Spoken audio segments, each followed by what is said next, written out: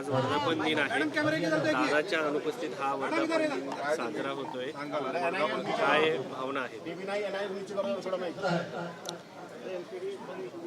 राष्ट्रवादी काँग्रेस पक्षाच्या 27व्या वर्धापन दिनानिमित्त पक्ष परिवारातील सर्वच माझे ज्येष्ठ नेते, पदाधिकारी, कार्यकर्ते, सभासद, सगळेच हितचिंतक सर्वांनाच मी मनापासून या दिवसाच्या शुभेच्छा देते.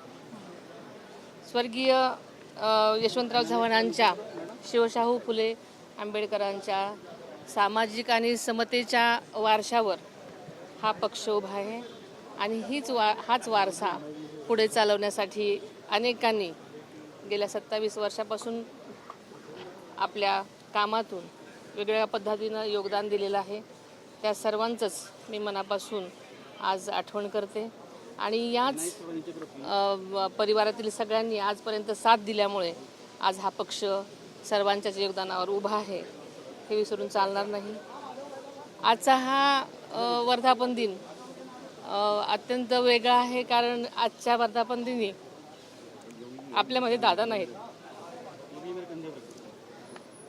आदरणीय दादांनी आपल्या कार्यातून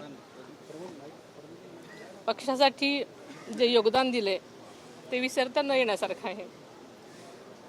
दादांनी शिवशाहू फुले आंबेडकरांचा जो वारसा चालवण्यासाठी आजपर्यंत प्रयत्न केले आणि हाच वसा आपण पुढे चालवणार आहोत.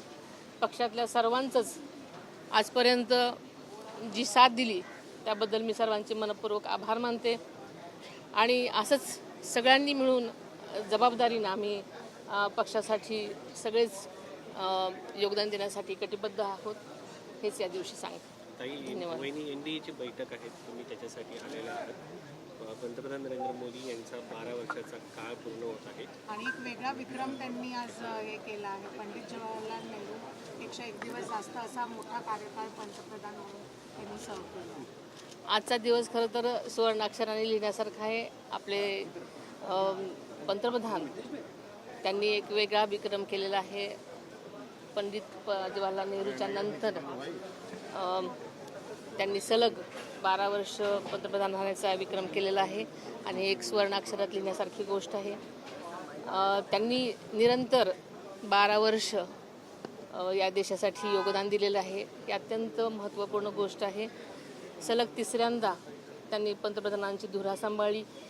हाच त्यांच्या विकासाचा सबका विकास सबका साथ हे जे आहे ते जनतेने दाखवलेला त्यांच्यावरती विश्वास आहे आणि हाच विश्वास आज आपल्याला खरं तर मोदींवरती लोकांनी दाखवलेला विश्वास आज पुढे नेणारा आहे आणि खूप खूप त्यांचं यासाठी आम्हा राष्ट्रीय अध्यक्ष या पक्षाची म्हणून माझ्यातर्फे मनपूर्वक त्यांना शुभेच्छा देतो. शुभेच्छा देण्यासाठी वहिनी अनुमोदक म्हणून तुम्हाला संधी मिळाली की एनडीए घटक पक्षाच्या एका पक्षात एनडीएतील एका घटक पक्षाच्या प्रमुख नेत्या तुम्ही आहात. तुम्हाला अनुमोदक म्हणून प्रस्ताव करण्याची संधी मिळणार आहे. त्या ठिकाणी किती आनंदाचा क्षण? खरं तर सगळेच आनंदाचे क्षण आहेत, पण दादांशिवाय असा आनंद जरासा तोकडा वाटतो. पण मी या सगळ्या गोष्टीसाठी भाग्य समजते.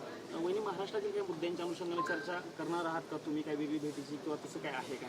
आज हा एनडीएचा म्हणजे पूर्ण कार्यक्रम असल्यामुळे मला असं वाटतं की ह्या सगळ्यासाठी वेळ मिळेल की नाही शंकाच आहे. त्यामुळे फक्त आम्ही ह्या कार्यक्रमासाठी आलेलो आहोत. धन्यवाद.